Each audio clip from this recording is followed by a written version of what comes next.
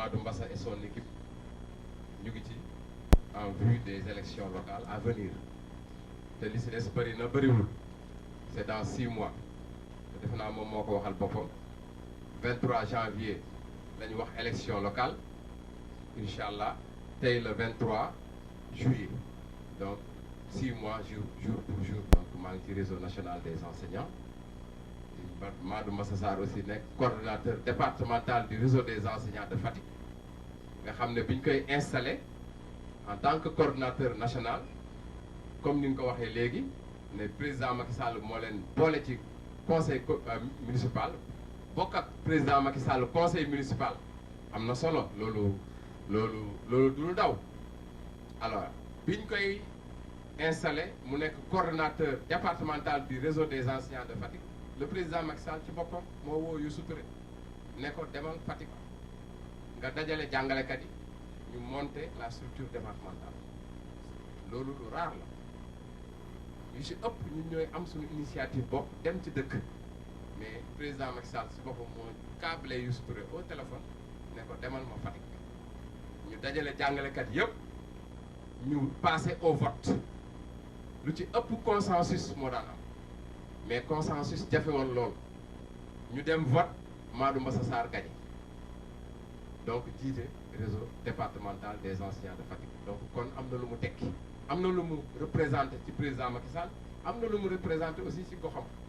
am na lu mu représenté aussi ci structure bi mu bokk ak ñun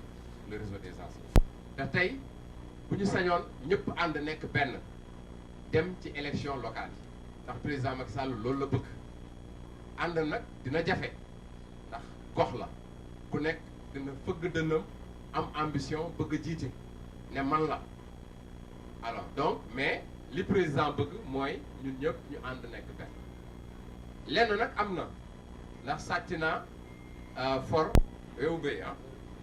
alors président Macky Sall aussi li mu bëgg mooy ñu ànd mais wax na it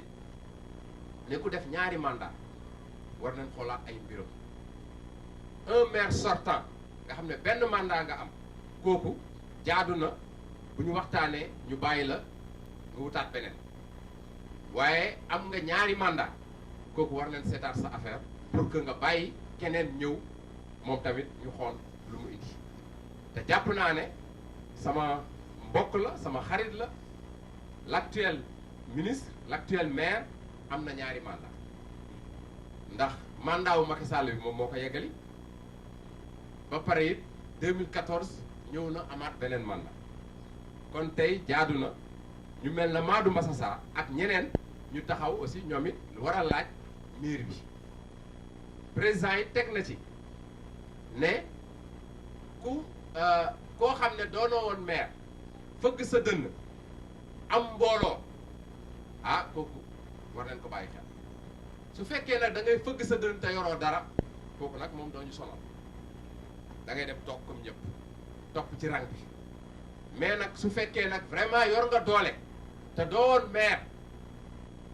buñ bëggee wañ sa loxo il faut ñu teg dara leneen sa loxo kon Madou Mbassa Sarr tey wane na loo xam ne buñ ko jiitalul